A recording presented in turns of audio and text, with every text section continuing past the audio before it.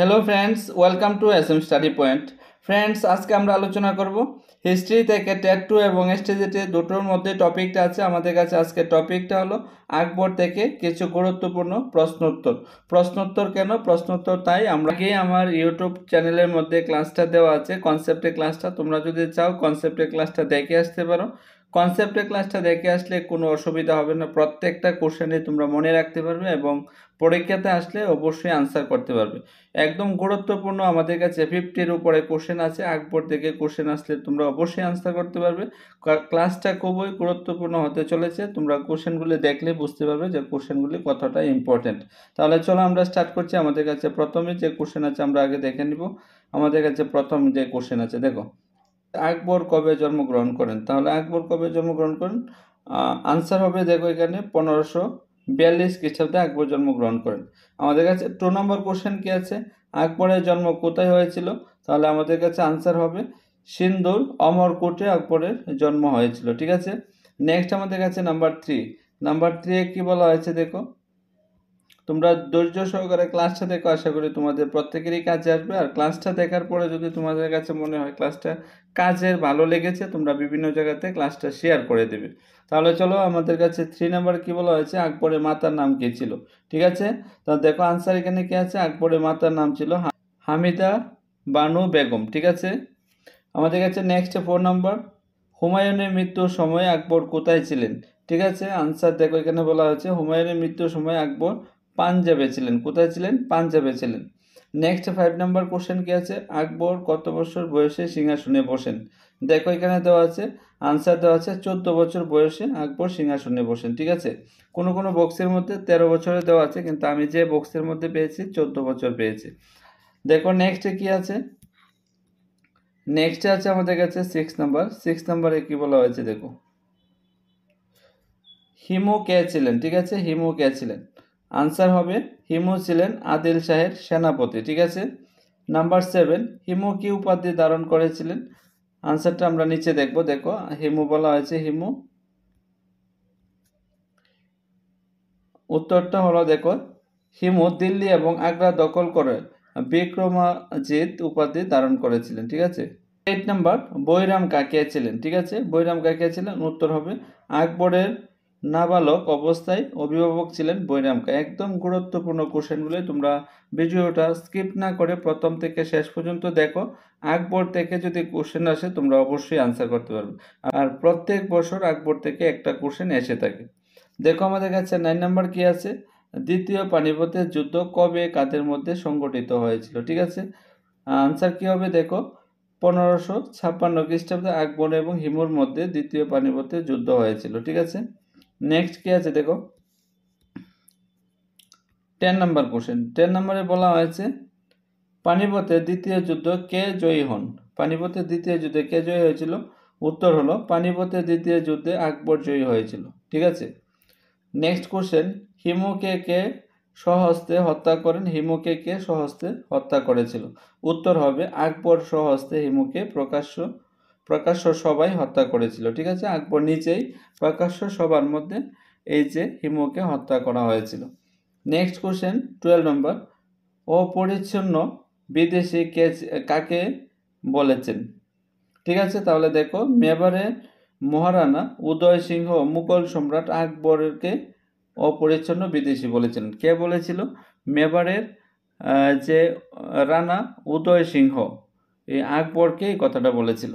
Next কি আছে দেখো আমাদের কাছে 30 নাম্বার কোশ্চেন। 30 নাম্বার কোশ্চেনের মধ্যে বলা হয়েছে রানী দুর্গাবতী কে ছিলেন? ঠিক আছে, আনসার হবে গোন্ডওয়ানা রাজ্যের রানী ছিলেন দুর্গাবতী।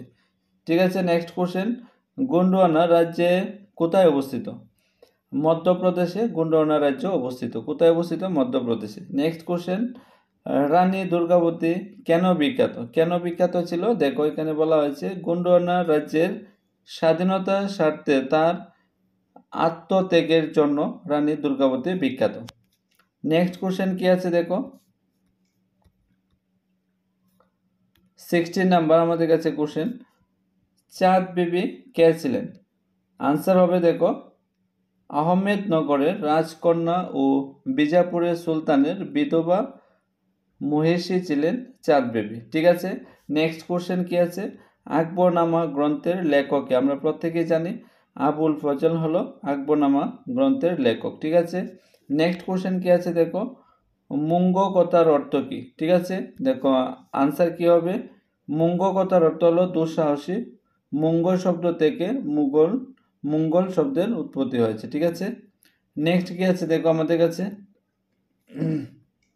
90 নম্বর কোশ্চেনে কি বলা হয়েছে, সংগ্রাম সিংহ মৃত্যুর পর রাজপুত্ররা কার নেতৃত্বে বাবরের বিরুদ্ধে ঐক্যবদ্ধ হয়?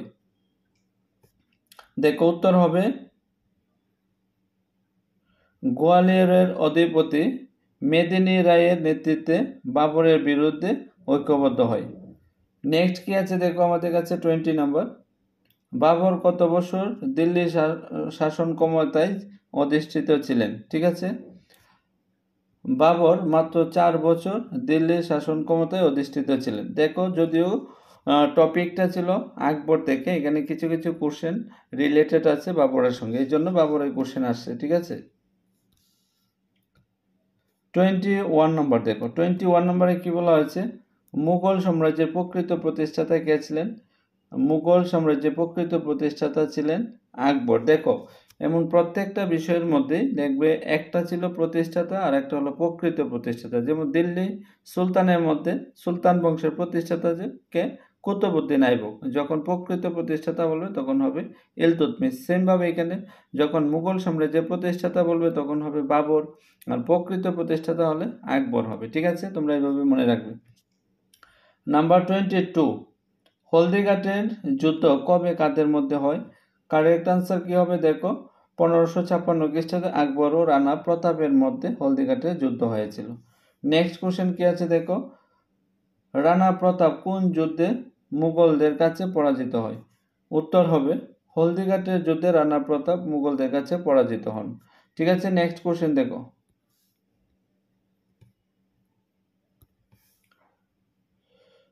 24 নম্বর কি বলা হয়েছে দেখো, হলদিঘাটের যুদ্ধে মুঘলদের সেনাপতি কে ছিলেন? দেখো হলদিঘাটের যুদ্ধে মুঘলদের সেনাপতি ছিলেন মানসিংহ। কে ছিলেন? মানসিংহ। নেক্সট কোশ্চেন কি আছে দেখো, 25 নম্বর আমাদের কাছে, 25 নম্বর, আকবরের আক্রমণের সময় গোন্ডওয়ানার নাবালক অধিপতি কে ছিলেন? ঠিক আছে, দেখো আনসার কি হবে, আকবরের আক্রমণের সময় গোন্ডওয়ানার নাবালক অধিপতি ছিলেন বীর নারায়ণ। ঠিক আছে, বীর নারায়ণ। নেক্সট কোশ্চেন কি আছে, চিতোর আক্রমণকালে আকবরের সময় মেবারের রানা কে ছিলেন? দেখো আনসার হবে চিতোর আক্রমণকালে আকবরের সময় মেবারের রানা ছিলেন উদয় সিংহ। ঠিক আছে, উদয় সিংহ। নেক্সট কোশ্চেন কি আছে দেখো, 27 নম্বর, 27 নম্বরে বলা হয়েছে উদয় সিংহ কোথায় রাজধানী স্থাপন করেন? আনসার হবে উদয়পুরে উদয় সিংহ রাজধানী স্থাপন করেন। ঠিক আছে, 28 নম্বর, জয়মল ও পুত্তু কে ছিলেন? চিতোর দুর্গের দুই রাজপুত্র সেনাপতি ছিলেন।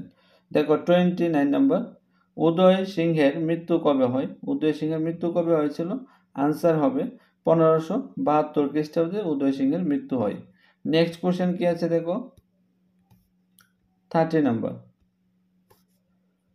রানা প্রতাপের মৃত্যু কবে হয়? রানা প্রতাপের মৃত্যু কবে হয়েছিল? 1597 খ্রিস্টাব্দে রানা প্রতাপের মৃত্যু হয়েছিল, 1597। ঠিক আছে, 31 নম্বর, দাউদ কোন যুদ্ধে পরাজিত নিহত হন?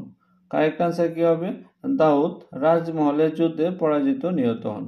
নেক্সট কোশ্চেন কি আছে 32 নম্বর, আকবরের জীবনের শেষ যুদ্ধ কোনটি? Very very important. ঠিক আছে, তোমরা লিখে রাখতে পারো বা স্ক্রিনশট দিয়ে রাখতে পারো।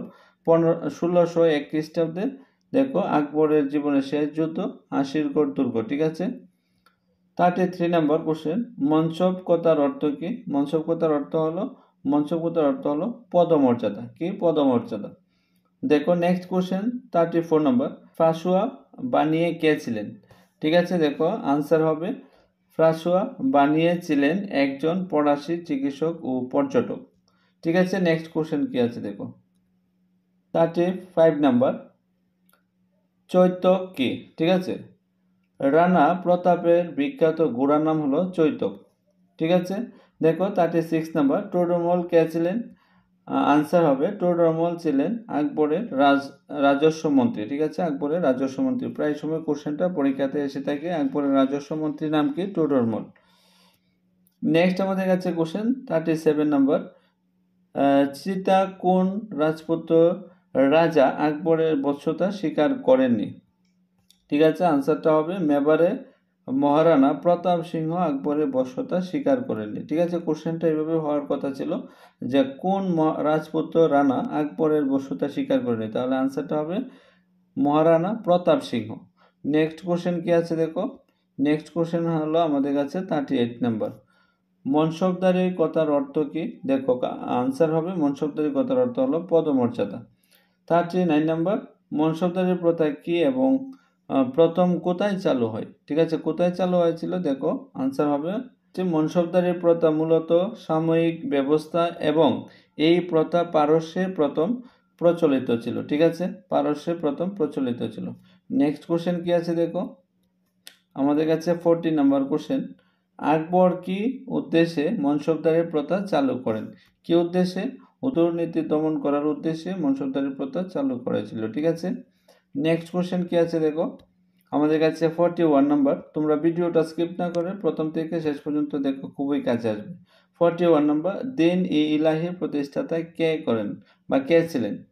আনসার হবে সম্রাট আকবর দিন-ই-ইলাহি প্রতিষ্ঠাতা ছিলেন। ঠিক আছে, 42 নাম্বার, আকবর প্রবর্তিত ধর্মমতের নাম কি? আকবরের প্রবর্তিত ধর্মমতের নাম কি?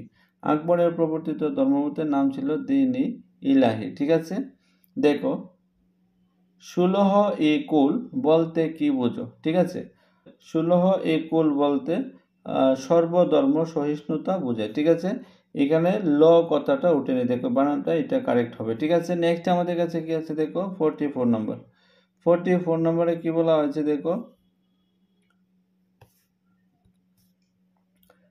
ইবাদখানাকে কোথায় প্রতিষ্ঠাতা করেন? তাহলে আনসার কি হবে? আকবর ফতেপুর সিক্রিতে ইবাদখানা প্রতিষ্ঠাতা করেন। ঠিক আছে, আমাদের কাছে 45 নেব, ফৌজি কি ছিলেন? দেখো আকবর যুগের শ্রেষ্ঠ কবি ছিলেন ফৌজি। ঠিক আছে, 46 নাম্বার, দিন-ই-ইলাহি মত গ্রন্থকারী একমাত্র হিন্দু কে ছিলেন?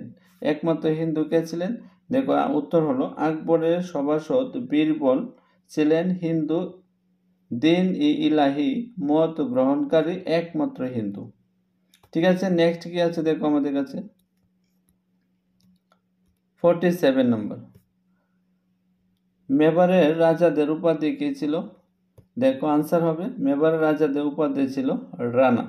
ঠিক আছে, নেক্সট কি আছে দেখো 48 নম্বর, মেবারের সর্বশ্রেষ্ঠ রানা কে ছিলেন? দেখো আনসার হবে মেবারের সর্বশ্রেষ্ঠ রানা ছিলেন প্রতাপ সিংহ। ঠিক আছে, প্রতাপ সিংহ। 49 নম্বর, জাতীয় সম্রাট কাকে বলা হয়? আকবরকে জাতীয় সম্রাট বলা হয়। কাকে? আকবরকে। ঠিক আছে, নেক্সট কোশ্চেন কি আছে দেখো আমাদের কাছে 50 নম্বর, 50 নম্বরে বলা হয়েছে আকবরের সময়ে দপ্তরের প্রধানের উপাধি কি ছিল? দেখো আনসার কি হবে? আনসার হয়ে যাবে আকবরের সময়ে দপ্তরের প্রধানকে মীর বক্সি বলা হতো। ঠিক আছে, মীর বক্সি। 51 নম্বর, আকবরের রাজস্ব দপ্তরের প্রধানকে কি বলা হয়? ঠিক আছে, আনসার হবে আকবরের রাজস্ব দপ্তরের প্রধানকে দেওয়ানি আলা বলা হয়। ঠিক আছে, নেক্সট কি আছে দেখো, ফতেপুর সিক্রির প্রবেশ পথকে কি বলা হয়? আনসার হবে ফতেপুর সিক্রির প্রবেশ পথকে বুলেন দরওয়াজা বলা হয়। ঠিক আছে, নেক্সট কোশ্চেন কি আছে দেখো 51 নম্বর, দেখো আমাদের কাছে বলা হয়েছে আকবর তার রাজ্যকে কয়টি সুবায় ভাগ করেন? আকবর তার রাজ্যকে 15টি সুবায় ভাগ করেন, 15টি সুবায় ভাগ করেছিলেন। ঠিক আছে ফ্রেন্ডস, আজকে আমরা আকবর থেকে যে গুরুত্বপূর্ণ কোশ্চেনগুলি হতে পারে আমরা আলোচনা করেছি। আশা করি তোমাদের কাছে ক্লাসটা খুবই হেল্পফুল হবে। যদি ক্লাসটা তোমাদের কাছে কিছুটা হলেও কাজে এসে থাকে, তোমরা ভিডিওটা বিভিন্ন জায়গাতে শেয়ার করে নেবে এবং কমেন্ট সেকশনে অবশ্যই জানাবে। আর কোন কোন বিষয়ের উপরে ক্লাস দিলে পরে তোমাদের ভালো হবে তোমরা অবশ্যই কমেন্ট সেকশনে জানাবে। সবাই ভালো থাকবো, সুস্থ থাকবো, বাই বাই।